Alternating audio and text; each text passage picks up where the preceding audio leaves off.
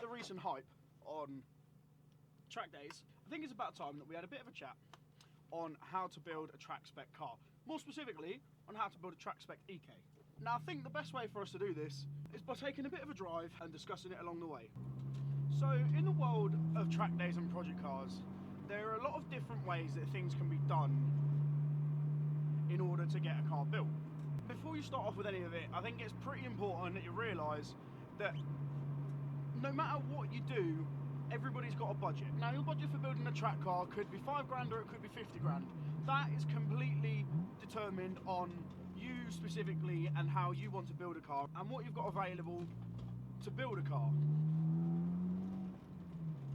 Now, remember that when you're shopping for parts on the market, they're going to range anywhere from cheap and cheerful parts to ridiculously expensive and completely unjustifiable in some people's eyes. So it's important when you're trying to get hold of your parts for your car that you do a bit of research and make sure you get the best bang for your buck, especially if you're building a project car on a budget.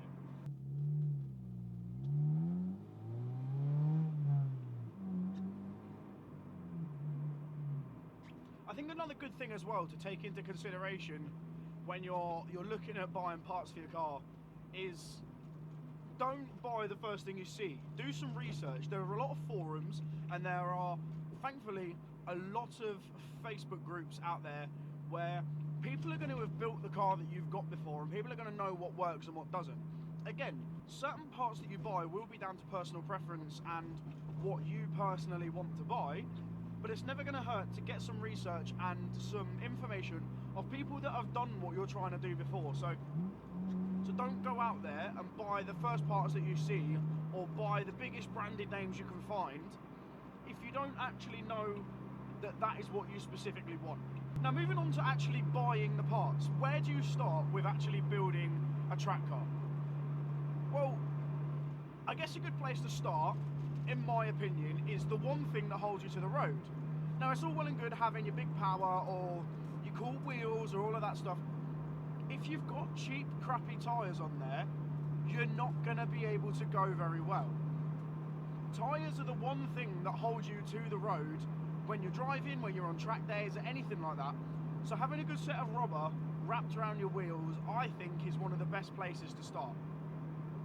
Now, on the market, there are many, very, very different options, again, ranging from ridiculously cheap to extortionately expensive as to the tyres that you can get hold of.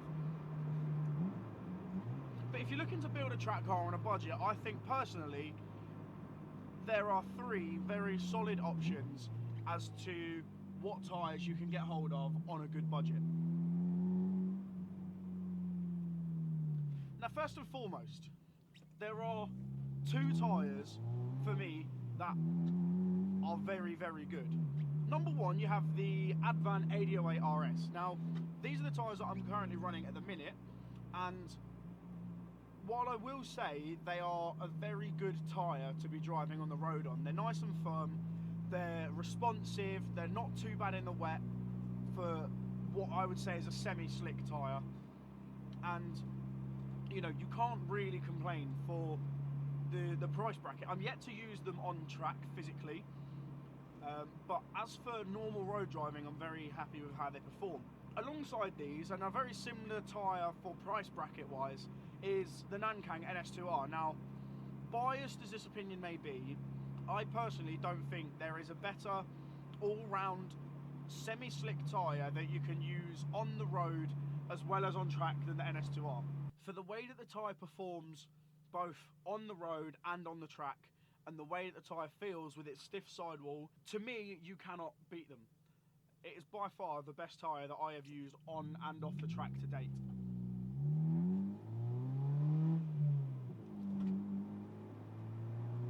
Now, moving on from getting a tyre set up, let's say you've just got yourself a nice set of NS2Rs ready to go on the car. You can then move on to looking into something like suspension. Now, the story with suspension is the same as all the other parts. You can spend from £200 all the way up to £2,000 and over for coilovers. You can get coilovers with external reservoirs, with adjustable dampening and so on and so forth. But is that really going to benefit you if you're just starting out on track days? I think a happy medium is use your forums and groups to find out what people are running and what they think of certain brands or products that you're looking at purchasing. If there's one thing I personally wouldn't do for suspension is cheap out. Call me a snob, but I personally don't believe that a £200 set of coilovers are going to perform very well at all. To be able to produce coilovers for £200, you have to think, are they cutting corners? Are they going to be reliable? Is the build quality up to standard? These are all things you don't really know.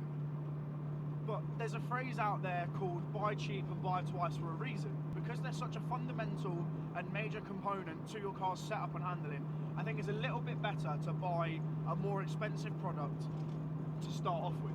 Now, that's not me telling you to go out and buy a £2,500 set of coilovers or even a £1,500 set of coilovers. The coilovers that I'm running on my EK Civic are yellow speed sport coilovers. Now, they aren't ridiculous spring rates. They're 10k at the front and 6k at the back.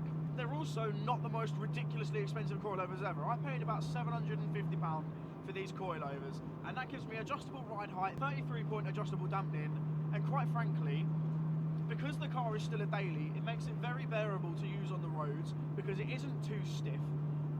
And on top of that, the response that I get from these coilovers when I'm on track is really good as well. So I personally don't think there is a much better combination for a road and track used car than what I'm running with these yellow speeds.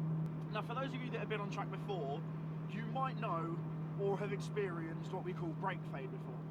It's basically where the whole brake system gets way too hot, the fluid effectively begins to boil, and your brake pedal goes straight to the floor.